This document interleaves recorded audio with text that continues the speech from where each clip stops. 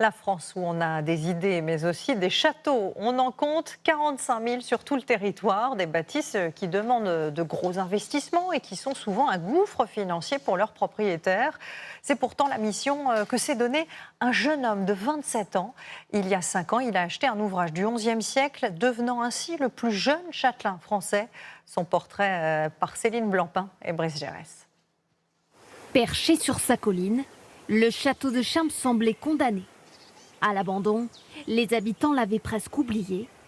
Pourtant, il y a 4 ans, un nouveau propriétaire a pris possession des lieux. Un châtelain, pas vraiment comme les autres. Bonjour, bienvenue au château de Charmes, je vous invite à me suivre. À seulement 27 ans, Nicolas Chenivès a sauvé de la ruine cette forteresse du XIe siècle. On est très heureux d'avoir tombé sur un petit jeune qui veut bien s'investir dans un truc comme ça. C'est pas tout simple, c'est pas facile. On n'y croyait plus, nous, dans l'état où il était. On n'y croyait pas trop, quoi.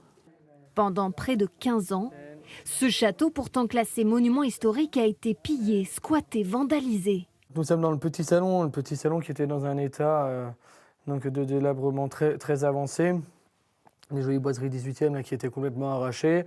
Après le décès brutal de ses parents quand il avait 21 ans, le jeune homme a investi tout son héritage pour sauvegarder ce patrimoine oublié. Regardez, les sols ont été complètement volés, donc il y avait de très jolies tomates 18e qui ont été arrachées. Quand je me suis engagé sur ce projet, il y a eu quand même quelques nuits blanches. Je me suis dit, bon, est-ce que j'ai pas peut-être pas fait une erreur? Et non, finalement. En seulement 5 ans, il a restauré et remeublé une dizaine de pièces.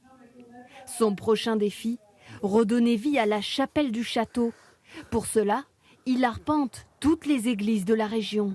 Il est très beau avec ce décor architecturé au fond, bon, les anges, la couronne de laurier.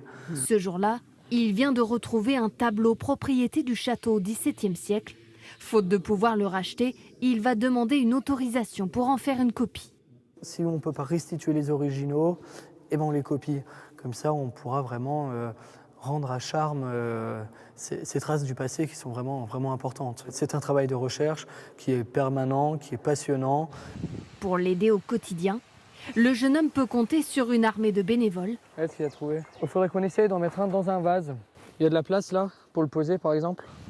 Des habitants comme des élus qui l'ont accueilli à bras ouverts. Quand je l'ai vu arriver, je me dis, il va se casser les dents. Eh bien non, pas du tout, parce que Nicolas a toujours mis l'idée derrière la tête pour valoriser ce site.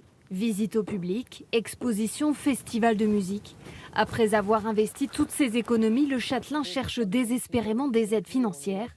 Il a besoin d'1 million d'euros pour rénover une partie des façades qui, faute d'entretien, menacent de s'effondrer.